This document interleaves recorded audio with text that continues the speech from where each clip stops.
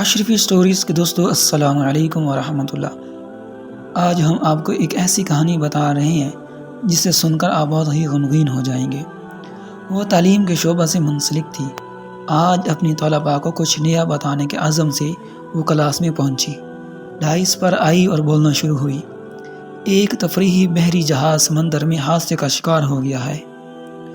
جہاز پر ایک میاں بیوی کا جوڑا بھی سوار تھا۔ لائف بوٹ کی طرف جانے کے بعد انہیں احساس ہوا کہ اس میں صرف ایک شخص کی گنجائش باقی ہے۔ اس وقت اس شخص نے عورت کو اپنے پیچھے دھکیل دیا اور خود لائف بوٹ پر چھلانگ لگا دی۔ خاتون نے ڈوبتے ہوئے جہاز پر کھڑے ہو کر اپنے شوہر سے ایک جملہ کہا۔ پیارے دوستو، مزید آگے بڑھنے سے پہلے آپ سے گزارش ہے کہ اگر آپ یا اپنے بچوں کو آن لائن قرآن ناظرہ و حفظ، تفسیر و ترجمہ قرآن، احادیث مبارکہ، مسنون دعائیں اور ضروری مسائل سکھانا چاہتے ہیں یا خود سیکھنا چاہتے ہیں تو پلیز ہمارے دیے گئے واٹس ایپ نمبر پر رابطہ کیجیے۔ یہاں استانی نے توقف کیا اور پوچھا، آپ لوگوں کا کیا خیال ہے کہ وہ کیا بات چلائی ہوگی؟ زیادہ تر طلباء نے پرجوش ہو کر جواب دیا، میں تم سے نفرت کرتی ہوں، میں اب تک اندھی تھی۔ اب استانی نے ایک لڑکے کو دیکھا جو اس تمام تر قصے کے دوران خاموش بیٹھا تھا۔ استانی نے اسے جواب دینے کے لیے کہا اور اس نے جواب دیا، استانی صاحبہ، مجھے یقین ہے کہ وہ چیخی ہوگی کہ ہمارے بچے کا خیال رکھنا۔ استانی نے حیرانی سے پوچھا، کیا تم نے یہ پہلے کہانی سن رکھی ہوئی ہے؟ لڑکے نے سر ہلایا، نہیں، لیکن یہ بات میری ماں نے میرے والد کو بیماری سے مرنے سے پہلے کہی تھی۔ استانی نے افسوس کرتے ہوئے کہا، جواب صحیح ہے۔ تفریحی بحری جہاز ڈوب گیا۔ وہ شخص باخیریت گھر پہنچ گیا اور اپنی بیٹی کو تنہا ہی پالا۔ اس شخص کی موت کے کئی سال بعد ان کی بیٹی کو اپنا سامان صاف کرتے ہوئے والد کی ایک ڈائری ملی۔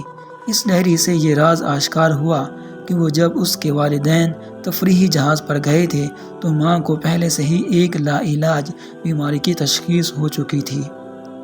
اس نازک لمحے میں باپ زندہ بچ جانے کے بعد واحد موقع سے فائدہ اٹھا کر بھاگ نکلا۔ باپ زندہ بچ جانے کے واحد موقع سے فائدہ اٹھا کر بھاگ نکلا۔ اس نے اپنی ڈائری میں لکھا تھا، میری کس قدر تمنا تھی کہ تمہارے ساتھ سمندر کی تہہ میں ڈوب مروں، لیکن اپنی بیٹی کی خاطر میں تمہیں ہمیشہ کے لیے سمندر کی گہرائیوں میں اکیلا رہنے کے لیے چھوڑ آیا ہوں۔ کہانی ختم ہوئی۔ کلاس میں خاموشی چھا گئی تھی۔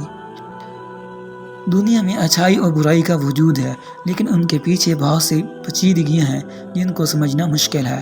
یہی وجہ ہے کہ ہمیں کبھی بھی صحیح سطحی حالات کو دیکھ کر اور دوسری کو پہلے سمجھے بغیر فیصلہ صادر نہیں کرنا چاہیے۔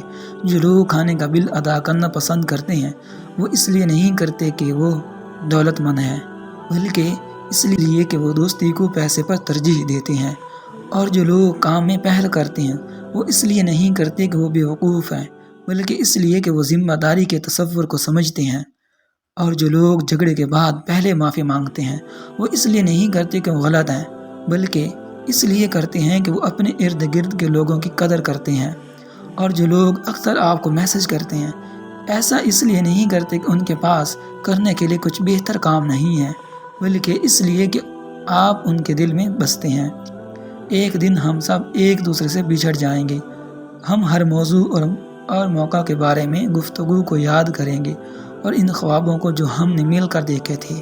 دن، مہینے، سال گزرتے جائیں گے، یہاں تک کہ یہ رابطے نایاب ہو جائیں گے۔ ایک دن ہمارے بچے ہماری تصویریں دیکھیں گے اور پوچھیں گے کہ یہ کون لوگ ہیں، اور ہم پوشیدہ آنسوؤں کے ساتھ مسکرائیں گے، کیونکہ ایک مضبوط لفظ دل کو چھو لیتا ہے، اور ہم کہیں گے یہ وہی تھے جن کے ساتھ ہم نے اپنی زندگی کے بہترین دن گزارے۔